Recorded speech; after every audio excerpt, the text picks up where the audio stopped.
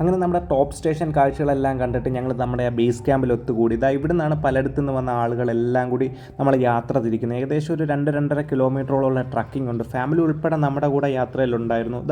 ഇതാണ് നമ്മുടെ റാണി. ഇവളെ ഒന്ന് സൂക്ഷിച്ചു വെച്ചു. ഇവളാണ് നമുക്ക് വഴി കാട്ടിത്തരുന്നത്, നമ്മുടെ ഗൈഡ്. വെറുതെ ഇവളുടെ കൂടെ ഇങ്ങനെ പോയാൽ മതി, അവൾ എത്തേണ്ട സ്ഥലത്ത് നമ്മളെ കൃത്യമായിട്ട് കൊണ്ടെത്തിക്കും. പിന്നെ നമ്മൾ പോകുന്ന വഴിയെല്ലാം നല്ല ഓഫ് റോഡ് ട്രക്കിംഗ് ഏരിയയിലൂടെയാണ് പോകുന്നത്. നമ്മൾ സൂക്ഷിച്ച് ശ്രദ്ധിച്ചിറങ്ങിയില്ലെങ്കിൽ നമുക്ക് മറിഞ്ഞു വീഴാനുള്ള ചാൻസ് ഒരുപാടുണ്ട്. നല്ല സ്ലിപ്പറി ആയിട്ടുണ്ടായിരുന്നു. അതുകൊണ്ട് നമ്മളെല്ലാവരും സമയമെടുത്ത് തന്നെയാണ് ഈ 2-2.5 കിലോമീറ്ററോളം ട്രക്ക് ചെയ്ത് പോയത്. ഫാമിലി ഉൾപ്പെടെ എല്ലാവരും ടൈം എടുത്ത് റെസ്റ്റ് ചെയ്തൊക്കെയായിരുന്നു യാത്ര ചെയ്തത്. കൂടെ അപ്രതീക്ഷിതമായിട്ട് വന്നു പോകുന്ന കോടയും തണുപ്പും എല്ലാം ഈ യാത്രയെ കൂടുതൽ മനോഹരമാക്കിക്കൊണ്ടിരുന്നു. കൃത്യമായി പറഞ്ഞാൽ ടോപ്പ് സ്റ്റേഷൻ മലയ്ക്ക് താഴെയായിരുന്നു നമ്മുടെ ഈ സ്റ്റേ ഒരുക്കിയിരുന്നത്. അതുകൊണ്ട് നല്ല ഇറക്കമായിരുന്നു അങ്ങോട്ട് ഇറങ്ങിപ്പോകുന്നത്.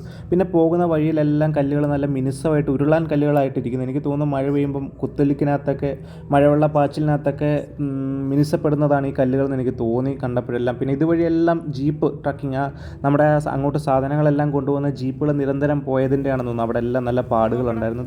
ജലസംഭരണിയാണ്. പലയിടത്തു നിന്ന് വരുന്ന വെള്ളങ്ങളെല്ലാം അവിടെ സ്റ്റോർ ചെയ്ത് വെക്കുന്നത് ഇവിടെ നിന്നാണ്. നമ്മുടെ ആ ക്യാമ്പിൻ്റെ അടുത്ത് തന്നെ 1-2 ഫാമിലീസും താമസിക്കുന്നുണ്ട്. അവർക്കും ആവശ്യമായ വെള്ളങ്ങളെല്ലാം ഇവിടെ നിന്നാണ് പോകുന്നത്.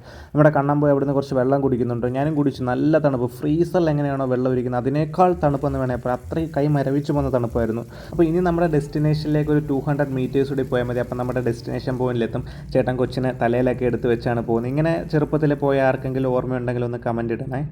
അപ്പോൾ അവസാനം നമ്മൾ ആ 200 മീറ്റേഴ്സ് കൂടി കഴിഞ്ഞ് നമ്മുടെ ഡെസ്റ്റിനേഷൻ പോയിന്റിലെത്തി. ഇതാണ് നമ്മുടെ കിളിമഞ്ചാരോ എന്ന് പറഞ്ഞ്. ഇവിടെയാണ് നമ്മൾ നമ്മുടെ ന്യൂ ഇയർ ആഘോഷിക്കാനായിട്ട് പോകുന്നത്. റാണി ആദ്യമേ വന്നതാണ് ഇവിടെ റെസ്റ്റ് എടുക്കുന്നുണ്ട്. ഞങ്ങളവിടെ എത്തുമ്പോൾ ടോപ്പ് സ്റ്റേഷനിലുള്ളതിനേക്കാൾ നല്ല കോടയായിരുന്നു. അവിടെ അത്രയ്ക്ക് നല്ല തണുപ്പും ഉണ്ടായിരുന്നു. പരസ്പരം നമുക്ക് അവിടുത്തെ വിസിബിലിറ്റി ഒന്നും കാണാൻ പറ്റുന്നില്ല. ആ മലയ്ക്കപ്പുറം എന്താണെന്നുള്ള കാര്യങ്ങളൊന്നും കാണാൻ പറ്റുന്നില്ല. ഒരു സൈഡിൽ അവിടെ ഒരുക്കങ്ങളെല്ലാം നടക്കുന്നുണ്ടായിരുന്നു, മറു സൈഡിൽ അവിടെ നമ്മൾ വന്നവരെല്ലാം പുതിയ ആളുകളെല്ലാം പരിചയപ്പെടുന്നുണ്ടായിരുന്നു. അങ്ങനെ ഞാൻ പിന്നെ നമ്മൾ ടെൻറ്റിലാണ് താമസിക്കുന്നത്. അപ്പോൾ ടെൻറ്റിലോട്ട് സാധനങ്ങളൊക്കെ വെക്കാൻ ഞാനും ഫ്രണ്ട്സും എല്ലാവരും പോയി.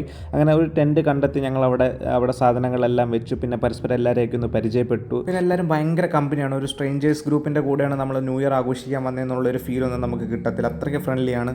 പിന്നെ വന്ന പാടെ അനന്തു അവൻ്റെ ജോലി ആരംഭിച്ചു. അവന് ഫോട്ടോഗ്രാഫി ഭയങ്കര താല്പര്യമാണ്. അപ്പോൾ അവൻ ക്യാമറയൊക്കെ എടുത്ത് വർക്ക് തുടങ്ങി. പിന്നെ അവിടെ കോട കുറച്ചൊന്ന് മാറി നിന്ന സമയത്ത് ഞാൻ എടുത്ത കുറച്ച് വിഷ്വൽസാണ്. അതിമനോഹരമായ വിഷ്വൽസ്. നമ്മൾ ആ നിൽക്കുന്ന അവിടുന്ന് താഴെയുള്ളൊരു മലയാണ് അവിടെ കാണുന്നത്. നല്ല പച്ച പുല്ല് വിരിച്ച അത്ര മനോഹരമായ ഒരു കാഴ്ചയാണ്.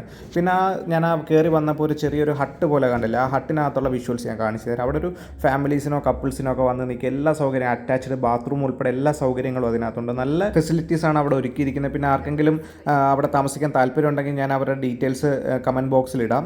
ഒരു 10 മണിയൊക്കെ ആയപ്പോഴത്തേക്ക് ക്യാമ്പ് ഫയർ കൂട്ടി ഞങ്ങൾ ചെറിയ പാട്ടൊക്കെ വെച്ച് ആഘോഷങ്ങൾ തുടങ്ങി. അതിൻ്റെ ഇടയ്ക്ക് ഫുഡൊക്കെ ഉണ്ടായിരുന്നു. നല്ല ഫുഡായിരുന്നു. ഗ്രിൽ ചിക്കൻ ഉണ്ടായിരുന്നു, നമുക്ക് കപ്സ ഉണ്ടായിരുന്നു. എല്ലാ ഫുഡെല്ലാം കഴിച്ചിട്ടായിരുന്നു നമ്മൾ ആഘോഷങ്ങൾ തുടങ്ങിയവർ. എല്ലാവരും അവിടെ പാട്ടിനൊത്ത് ഡാൻസും മേളവും എല്ലാം ആയി. നമുക്കൊരു DJ തന്നെയായിരുന്നു അവിടെ ടീം അറേഞ്ച് വെച്ചിരുന്നത്. അടിപൊളി രസമായിരുന്നു. എല്ലാവരുടെയും കൂടെ ഡാൻസ് കളിക്കുക, എല്ലാ പാട്ടും എല്ലാം ആയിട്ട് അടിപൊളിയായിരുന്നു. പിന്നെ കൃത്യം കൗണ്ട് ഡൗൺ നോക്കി നമ്മൾ 12 മണിയായപ്പോൾ തന്നെ എല്ലാവർക്കും ന്യൂ ഇയർ ആഘോഷിച്ചു.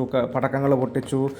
ഒരു അരമണിക്കൂറോളം നീണ്ടു നിൽക്കുന്ന കമ്പം ഉണ്ടായിരുന്നു. ഞാൻ പിന്നെ കുറേ സെൽഫി വീഡിയോസൊക്കെ എടുത്തു. നല്ല രസമായിരുന്നു അവിടെ വീഡിയോസൊക്കെ എടുക്കുക. നിങ്ങൾക്ക് കാണുമ്പോൾ തന്നെ അറിയാം ബാക്ക്ഗ്രൗണ്ടിൽ കമ്പം പൊട്ടുന്നതിൻ്റെ എല്ലാം കൂടി രസമായിരുന്നു. പിന്നെ നമ്മുടെ തൊട്ടടുത്ത ക്യാമ്പുകളിൽ ആഘോഷങ്ങൾ നടക്കുന്നുണ്ടായിരുന്നു. അങ്ങനെ നാളെ രാവിലെ 7 മണിക്ക് തന്നെ ട്രക്കിംഗ് ഉണ്ടെന്ന് പറഞ്ഞതുകൊണ്ട് ആഘോഷങ്ങളെല്ലാം മതിയാക്കി 2 മണിയായപ്പോഴേക്കും തിരിച്ച് ടെൻറ്റിൽ ഉറങ്ങാനായിട്ട് പോയി. ഇപ്പോൾ രാവിലത്തെ ട്രക്കിംഗ് വീഡിയോ അതൊരിക്കലും നിങ്ങൾ മിസ് ചെയ്യരുത്. കാരണം നമുക്കായി പ്രകൃതി എന്തൊക്കെ കാര്യങ്ങളാണ് ഒളിപ്പിച്ച് വെച്ചിരിക്കുന്നത് എനിക്ക് മനസ്സിലാക്കാൻ പറ്റിയൊരു യാത്രയായിരുന്നു അത്.